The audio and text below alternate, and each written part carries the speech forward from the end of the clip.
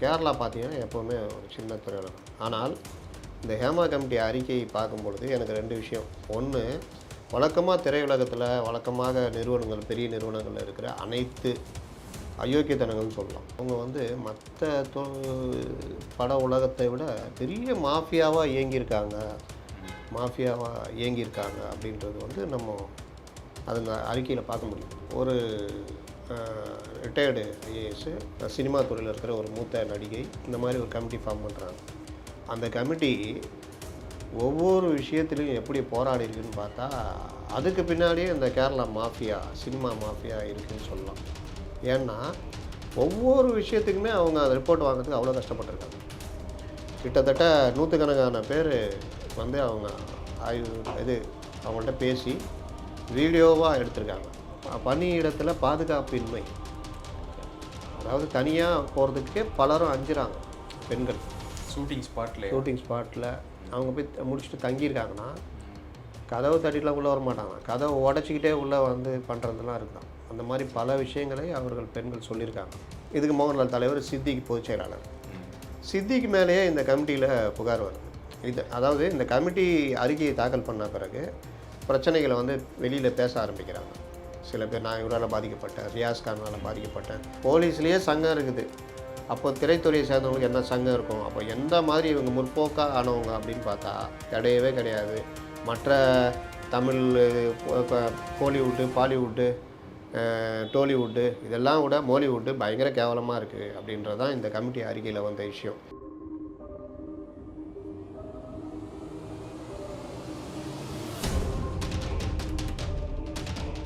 Channel 5 cinema நேயர்களுக்கு வணக்கம்.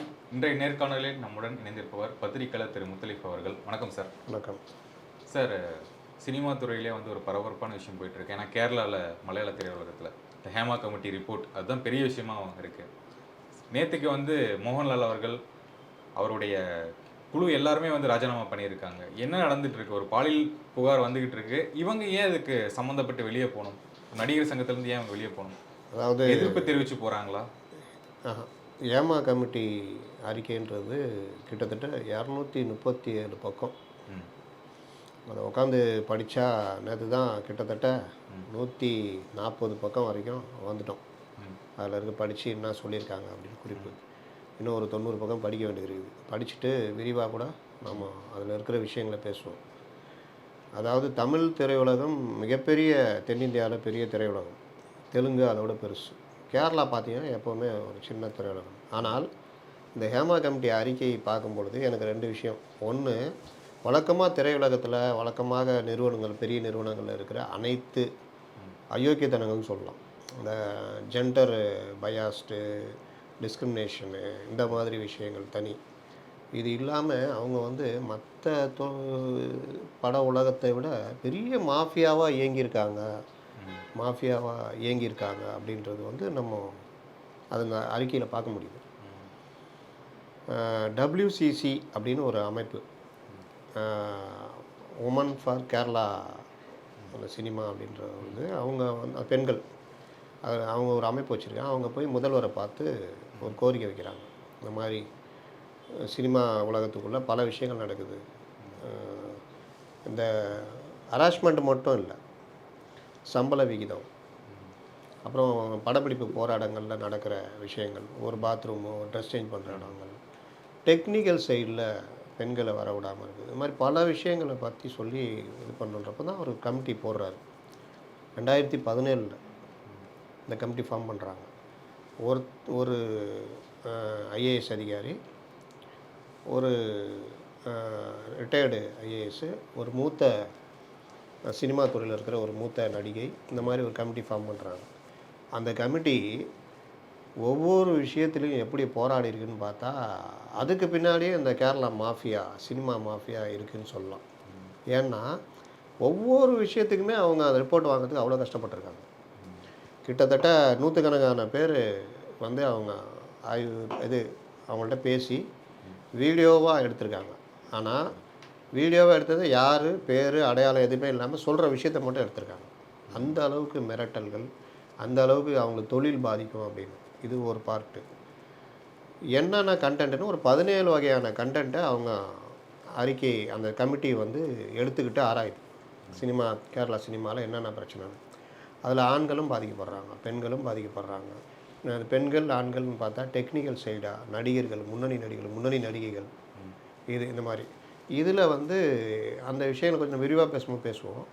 அதில் முக்கியமானது வந்து ஹராஸ்மெண்ட்டு, பாலியல் தொல்லைகள், பாலியல் துன்புறுத்தல்கள், பலாத்காரம், மற்ற விஷயங்கள், ப்ளஸ்ஸு ஆண் பெண் பேதம் சம்பளத்திலேயே கூட நடத்துறதில்ல, ப்ளஸ்ஸு இந்த ஒதுக்குதல், கேவலமாக நடத்துதல், திட்டுறது, கேவலமாக திட்டுறது, ரெண்டாவது அத்துமீறல், பணியிடத்தில் பாதுகாப்பின்மை. அதாவது தனியாக போகிறதுக்கே பலரும் அஞ்சுறாங்க பெண்கள். ஷூட்டிங் ஸ்பாட்டில் அவங்க போய் முடிச்சுட்டு தங்கியிருக்காங்கன்னா கதவு தட்டிலாம் உள்ளே வர மாட்டாங்க, கதவை உடச்சிக்கிட்டே உள்ளே வந்து பண்ணுறதுலாம் இருக்குதான். அந்த மாதிரி பல விஷயங்களை அவர்கள் பெண்கள் சொல்லியிருக்காங்க. இதில் கொடுமை என்னென்னா, நீங்கள் இவங்க வந்து அந்த யார் யார் பாதிக்கப்பட்டிருக்காங்க லிஸ்ட்டெலாம் எடுக்கிறாங்க, அந்த WCCTயும் கேட்குறாங்க, அவங்களெல்லாம் வச்சு அவங்களுக்கெல்லாம் ஃபோன் பண்ணி கூப்பிட்டா, அப்படிலாம் இல்லையே, அந்த மாதிரிலாம் இல்லையே அப்படின்னு சொல்கிறதுக்கு பயப்படுறாங்க. வாட்ஸ்அப் குரூப் உருவாக்குறாங்க. குரூப்பை உருவாக்கினோன்னே பலரும் அதுலேருந்து லெஃப்ட் ஆகுறாங்க. பல பேர் வந்து ஃபோன் பண்ணி கேட்டால், என்கிட்ட வாட்ஸ்அப்பே இல்லைங்க, நான் வெளியூரில் இருக்கேங்க, சென்னையில் இருக்கேங்க, அப்படி நான் ஃபீல்டை விட்டே போயிட்டேங்க, நான் அவனே இல்லைங்க அப்படின்ற அளவுக்குலாம் பயம். ஏன் பயம் அப்படின்னு பார்த்தா, அதுக்கு பின்னாடி தான் அந்த கமிட்டியில் பல விஷயங்கள் சொல்கிறாங்க. ஒரு பெரிய மாஃபியா மாதிரி முன்னணி நடிகர்கள், முன்னணி ப்ரொடியூசர்ஸ், முன்னணி கேமராமேன், இது ஒரு கூட்டாக இயங்குறது, ஒருத்தர் பிடிக்கலன்னா பேன் பண்ணுறது, காரணமெல்லாம் பேன் பண்ணுறது. அதில் ஆண் நடிகர்களும் பெரும்பாலும் பாதிக்கப்பட்டிருக்காங்க. முன்னணி நடிகர்கள் பேன் பண்ணிட்டு ஒரு நடிகரை பேன் பண்ணியிருக்காங்க.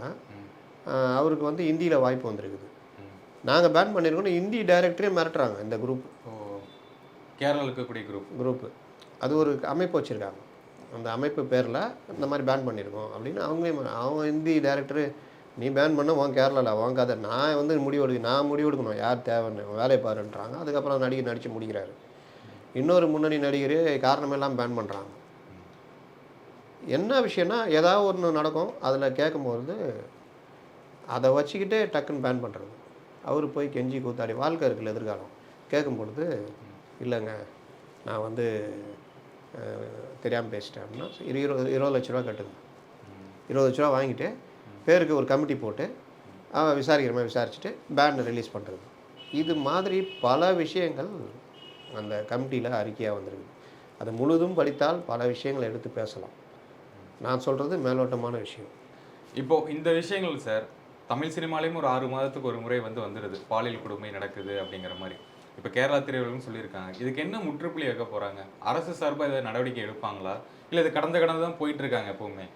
இப்போ நீங்கள் முதல்ல ஒரு கேள்வி கேட்டீங்க, என்னென்னா சனம் ஷெட்டி வந்து ஒரு கம்ப்ளைண்ட் கொடுத்துருக்காங்க. அந்த கம்ப்ளைண்ட் அதுக்கப்புறம் என்ன ஆச்சுன்னு கூட நமக்கு தெரிய மாட்டேங்குது, கடந்து போயிடுறாங்க, அவ்வளோதான்.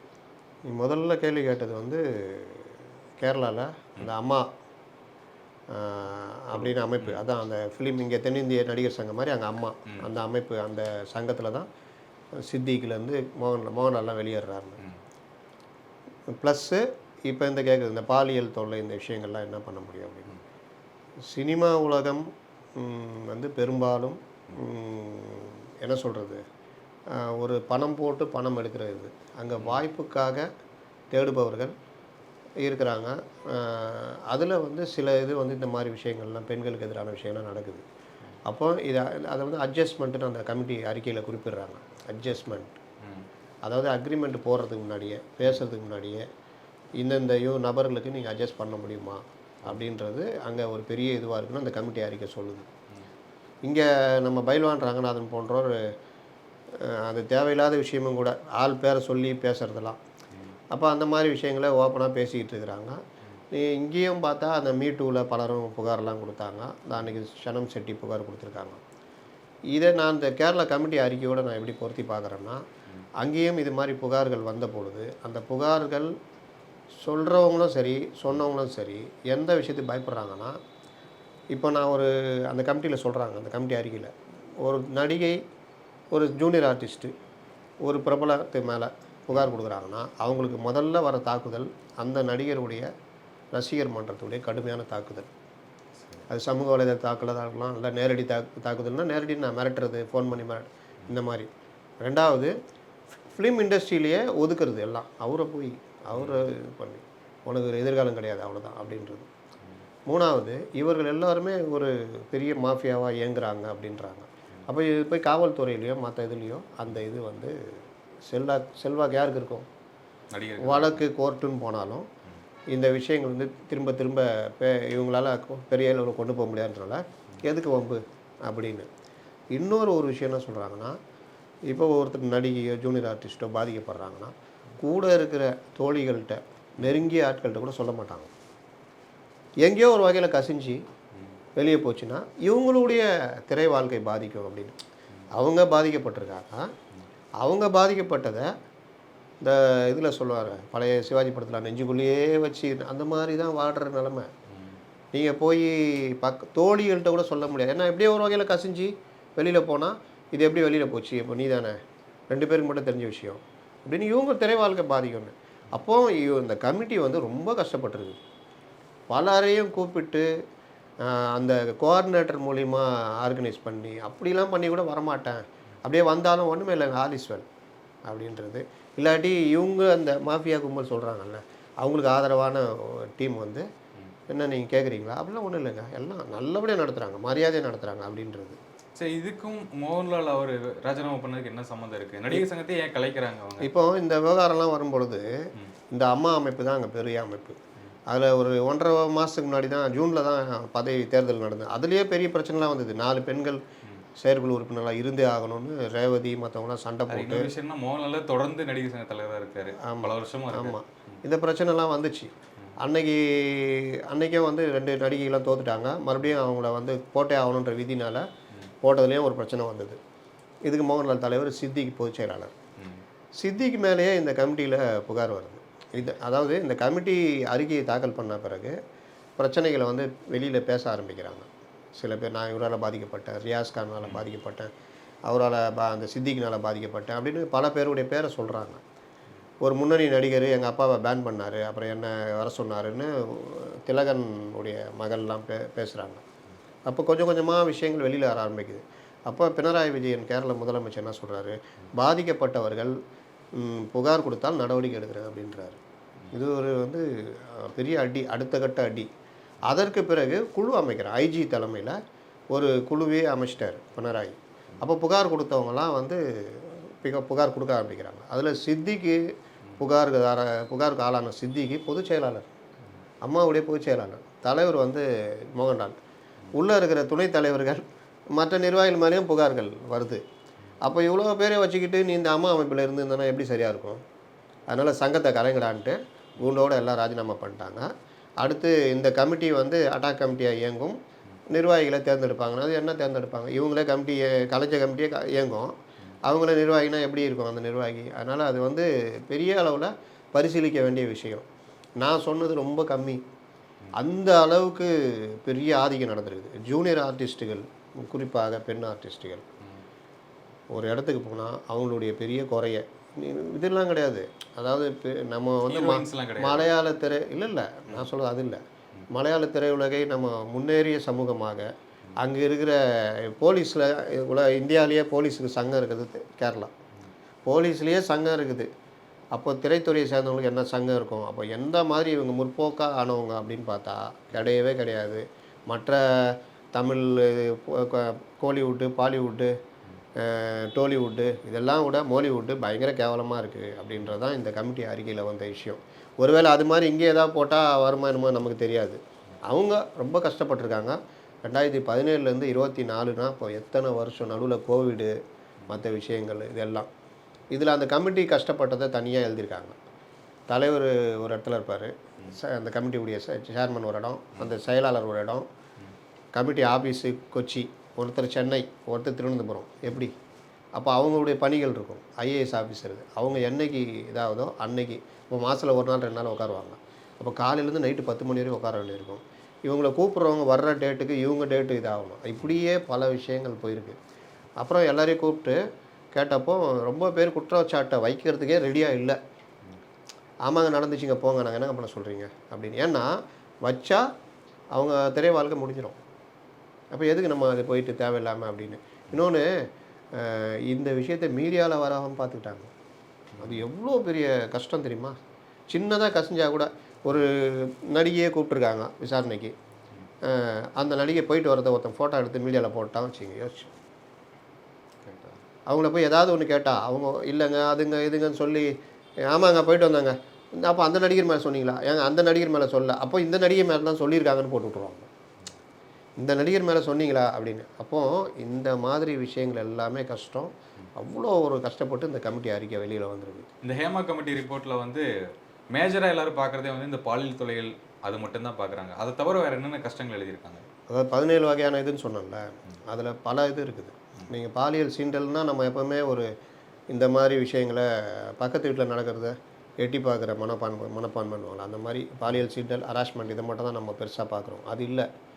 நீங்கள் லேடி ஆர்டிஸ்ட்டுக்கு ஒரு சம்பளம்னா ஜென்ஸுக்கு ஒரு சம்பளம், இது ஒருலாம் பெரிய பிரச்சனை. டெக்னிக்கல் சைடில் பெண்களை உள்ளே வர விடாமல் பார்த்துக்கிறது. அதாவது கேமரா எடிட்டிங்கு டெக்னிக்கல் எவ்வளோ இருக்குல்ல, அது எதுலேயுமே உள்ளே வர விடாமல் பார்த்துக்கிறது. அதுக்கு பிறகு இந்த அட்ஜஸ்ட்மெண்ட்டு இந்த மாதிரி விஷயங்கள். இன்னொன்று, எதையாவது பேசிட்டா அவங்கள பேன் பண்ணுறது, அக்ரிமெண்ட்டு சினிமா விட்டு பேன் பண்ணுறது. இன்னொன்று, அக்ரிமெண்ட்டு ஒருத்தரை பேன் பண்ணுறாங்க மலையாள படத்தில். அவர் சரி பேன் பண்ணிட்டாங்க, என்ன பண்ணுறது, சீரியல் நடிக்க போனால் அங்கேயும் பேன் பண்ணுறாங்க. அப்போ வாழவே விடாமல் தடுப்பது. அக்ரிமெண்ட்டு போடுறாங்கல்ல, அக்ரிமெண்ட்டு போட்டபடி நடக்கிறதில்ல, சொன்ன சம்பளத்தை கொடுக்கறதில்ல.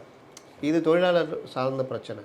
இதெல்லாம் கொண்டு போய் அம்மாட்ட சொல்லி, என்னங்க அம்மானா அம்மா இல்லை அந்த நடிகர் சங்கம் சொன்னால், நாங்கள் இதெல்லாம் ஒன்றும் பண்ண முடியாதுங்க, நாங்கள் வந்து வேறு இது, நாங்கள் தொழிலாளர் சார்ந்த விஷயம் கேட்க முடியாது அப்படின்ட்டாங்க. அப்போது தொழிற்சங்கத்துடைய உச்சபட்சமாக இருக்கிற கேரளாலே இவ்வளோ பிரச்சனை.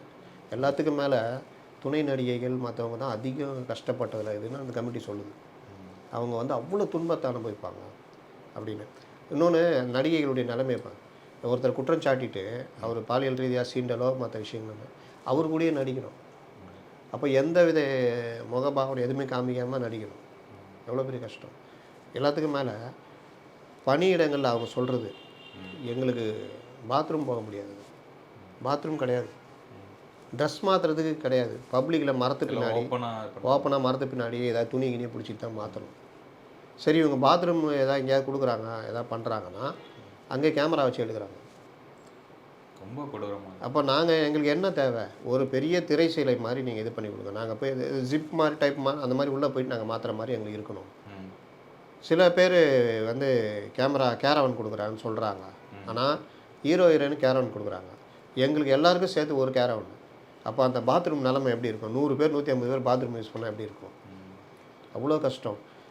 இன்னும் சில இவங்கள துணை நடிகைகள்லாம் வந்து பாத்ரூம் போகக்கூடாதுன்னு இல்லை, இவங்களே போக மாட்டாங்களாம். பாத்ரூம் போகணும் அதுக்காக தண்ணி குடிக்காமல் யூரின் அடக்கி யூரினல் இன்ஃபெக்ஷன்லாம் வர நிலமை. யூனிட்லேயே வந்து நீங்கள் பாத்ரூம் போகக்கூடாதுன்னு ஏன்னா இவங்க போய் 10 நிமிஷம் இவங்க போய் தேடி கண்டுபிடிச்சி போயிட்டு வரதுக்குள்ளே லேட் ஆகும் அப்படின்ட்டு போகக்கூடாதுன்னு. இந்த மாதிரி கஷ்டங்கள் இதெல்லாம் பார்த்தா அடிப்படை மனித உரிமை மீறல். இது இல்லாமல் இந்த மாதிரி பல விஷயங்கள் இருக்குது. நான் கிட்டத்தட்ட 140 பக்கம் தான் படித்தோம், இன்னும் ஒரு 90 பக்கம் படிக்க வேண்டியிருக்குது. இதுக்குள்ளே ஒவ்வொன்றா எடுத்து வச்சு பேசணுன்னா ஒரு 1 மணி நேரத்துக்கு மேலே அவ்வளோ சப்ஜெக்ட் இருக்குது. இப்போதைக்கு சொல்கிறது இதுதான். இது வந்து அடுத்தடுத்த கட்டங்களில் போகுது. பெரிய அளவில் ஒரு கேரளா திரையுலகில் புரட்டி போட்டுக்கிட்டு இருக்குது. ஒவ்வொருத்தரும் அவங்கவுங்க யார் யார் மாட்டிக்குவோமோ அப்படின்னு பயத்தில் இருக்கிறாங்க. நீங்கள் பல முன்னணி நடிகர்கள் எல்லாம் மாட்டிக்கிட்டு இருக்கிற சூழல் வந்துக்கிட்டு இருக்குது. இது கேரளா திரையுலகு கண்டிப்பாக தேவை. ஒரு ரீஃபார்மாக அமையும், உண்மையிலே நல்லது. இங்கே சனம் செட்டி இந்த மாதிரி விஷயங்கள் புகார் கொடுக்குறாங்க. இங்கேயும் அதாவது எந்த ஒரு புகாரையும் வந்து டக்குன்னு சைபர் கிரைமோ இப்போ காவல்துறை எடுத்து டக்குன்னு போயிட முடியாது. ஏன்னா அவங்க பிரபலங்கள், அவங்க வழக்கறிஞர்கள், மற்ற விஷயங்கள் திடீர்னு எதிர் நோட்டீஸ் அனுப்புவாங்க. அதுன்னு அதை மீறி தான் போராடிக்கிட்டு இருக்கிறாங்க. இப்போ சின்மயி பேசுகிறாங்க. மீட்டூலாம் வந்தப்போ கிண்டல் பண்ணுற இதெல்லாம் நடந்தது. அது வந்து ஒரு பக்கம்னா அவங்களே எப்படி பார்த்தாங்கன்னா எல்லாரையுமே வந்து ஆண்கள் எல்லாருமே மீட்டுக்கு எதிரானவன்ற மாதிரி பார்த்தாங்க. ஒரு ப்ரெஸ் மீட்டில் நான் சின்மயி கலந்துக்கிற ப்ரெஸ் மீட்டில் நான் கலந்துக்கிறேன். ஆனால் என் கூட இருந்த சக பத்திரிகையாளர் அவங்கள கிண்டல் பண்ணுற வேலையெல்லாம் பண்ணாங்க. நான் இப்போ அவங்கள அடக்கிட்டு இது பண்ணேன். சின்மயி அவங்களும் வந்து கோவப்பட்டாங்க. அப்போ நான் சொன்னது வந்து ஆண்கள் எல்லாருமே மீட்டுக்கு எதிரானவர்களும் கிடையாது, குறிப்பாக பத்திரிகையாளர்களும் அந்த மாதிரி கிடையாது. அந்த பார்வை நீங்கள் வச்சுக்காதீங்க. அதே மாதிரி இந்த சைடு இருந்தாலும் அது தவறு தான். நான் உங்கள்கிட்ட கேட்டுக்கிறது பொதுமக்கள் கேள்வியா? இப்போ நீங்கள் சொல்கிற விஷயங்களில் பொதுமக்கள்கிட்ட வர சந்தேகத்தை கேட்குறோம். நீங்கள் ப்ரெஸ் மீட் வச்சுருக்கீங்க, சொல்லுங்கள். அதை கொண்டு போய் சேர்க்கறது எங்கள் வேலை அப்படின்றப்போ அந்த ப்ரெஸ் மீட்டில் அவங்க பேசுனாங்க. அப்போது பெண்கள் பாதிக்கப்படுறாங்கன்னா எப்பவுமே பாதிக்கப்படுறவங்க குரலை கொஞ்சம் கனிவோட பரிவோட கேட்கணும். அதை கிண்டல் பண்ணுறதோ இல்லை எவ்வளோ பெரிய மனிதருக்கு நாங்கள் பெரிதும் மதிக்கிற இவரை எதிராக நீ சொல்லிட்டியா நீ யார் அப்படின்றது. அப்புறம் ஆணாதிக்க பார்வை. பெண்ணுனால மோசம்தான். ஒரு விவகாரத்தில் ஒரு பெண் வந்து புகார் கொடுக்குறாங்க. எங்கள் ஆட்களே கொஞ்சம் பேர் என்ன பண்ணுறாங்க பத்திரிகையாளர்களை, ஆமாம் யோகியம்மா சேர்ந்துருக்க மாட்டாளா அப்படின்ற மாதிரி பார்வை. அது இருக்கக்கூடாது. பாதிப்பு யாராக இருந்தாலும் பெண்களுக்கு அதிக பாதிப்புனா நம்ம அதை வந்து ரொம்ப பரிவோடும் நமக்கு இதில் பொறுப்போடும் தான் அந்த விஷயத்தை அணுகணும். கிட்டத்தட்ட கேரளாவில் அந்தக்கான முயற்சி எடுத்து வச்சுருக்காங்க. உண்மையிலே இது வந்து சினி இண்டஸ்ட்ரின்றது கோடிக்கணக்கில் புரள்ற இடம். ஒவ்வொருத்தர் வாழ்க்கை சம்மந்தப்பட்டது. அப்போது இதோடு சேர்ந்து தான் இந்த மாதிரி தவறுகள்லாம் நடக்குது. இந்த தவறுகளை வேறு வழி இல்லாமல் சகிச்சுக்கிட்டு வாழ்கிறவங்க அது ஆணாகவும் இருக்காங்க, பெண்ணாகவும் இருக்கிறாங்க. அப்போது அவங்களுக்கு ஒவ்வொருத்தருக்கும் ஒவ்வொரு வகையில் இருக்குது. அப்போ இதெல்லாம் வந்து சரி செய்யப்படணும் அப்படின்றது இது எல்லா இண்டஸ்ட்ரி வெறுமனே மோலிவுட் மட்டும்தான், கேரளா திரையுலகம் மட்டும்தான், மற்ற திரையுலகம்லாம் கரெக்டாக இருக்கான்னா இல்லை, வரணும். எல்லா இடத்துலையுமே மாற்றங்கள் வரணும் அப்படின்றது தான் இது. பார்ப்போம், மாற்றங்கள் நோக்கி செல்லட்டும். நேர்காணலுக்கு மிக்க நன்றி சார். வணக்கம்.